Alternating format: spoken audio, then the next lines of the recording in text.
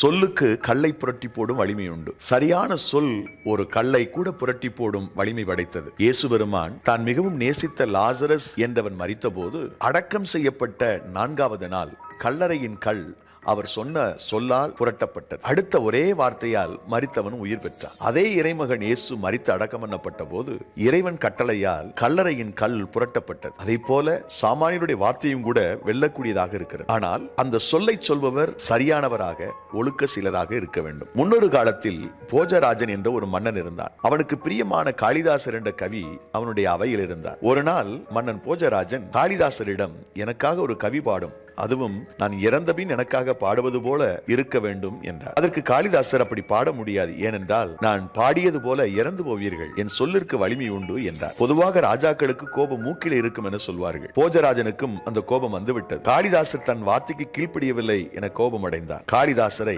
நாடு கடத்தினார். அதன் பின்பு சில காலங்களிலே தான் செய்தது தவறு என்பதை உணர்ந்தவர் குடுகுடுப்பைக்காரர் வேடம் அணிந்து மாறு வேடத்தில் காளிதாசரை தேட துவங்கினார். ஒரு வழியாக காளிதாசரை அவர் கண்டுபிடித்து விட்டார். ஆனால் மாறு வேடத்தில் இருந்த போஜராஜனை அடையாளம் காண முடியவில்லை. போஜராஜன் காளிதாசரிடம் மெதுவாக பேச்சு கொடுத்தான். அவரும் பேசினார். காளிதாசர் உன் சொந்த ஊர் எது என்று கேட்டபோது தன் நாட்டின் பெயரை சொன்னான். மாறுவேடத்தில் இருந்த போஜராஜன் தன் நாட்டின் பெயரை கேட்டவுடனே காளிதாசருக்கு முகம் வளர்ந்தது. அங்கே போஜராஜன் என்ற மன்னர் ஒரு இருந்தார், அவர் எப்படி இருக்கிறார் என ஆவலோடு கேட்டார். சொந்த காசில் பில்லி சுனியம் செய்து கொள்வது போல என ஒரு வழக்கு சொல் தமிழக கிராமங்கள் இருக்கிறது அல்லவா. போஜராஜன் தன்மேல் காளிதாசருக்கு இருக்கும் அன்பை அறிந்து கொள்ள நினைத்து அந்த போஜராஜன் சில காலங்களுக்கு முன் இறந்து விட்டார் என்றவுடன் தாங்க முடியாத வேதனை அடைந்தார். உடனே அவர் இறந்து விட்டார் என்ற உணர்வோடு கவி பாட ஆரம்பித்தார். சில நிமிடங்களில் மன்னன் போஜராஜன் அதே இடத்தில் விழுந்து செத்தான் என்று அந்த கதை சொல்கிறது. இதில் காளிதாசர் என்ற நபர் அவருடைய வார்த்தை வலிமை படைத்தது என்பதை நாம் பார்க்கின்றோம். நண்பர்களே, நாம் சாதாரணமாக பேசினால் கூட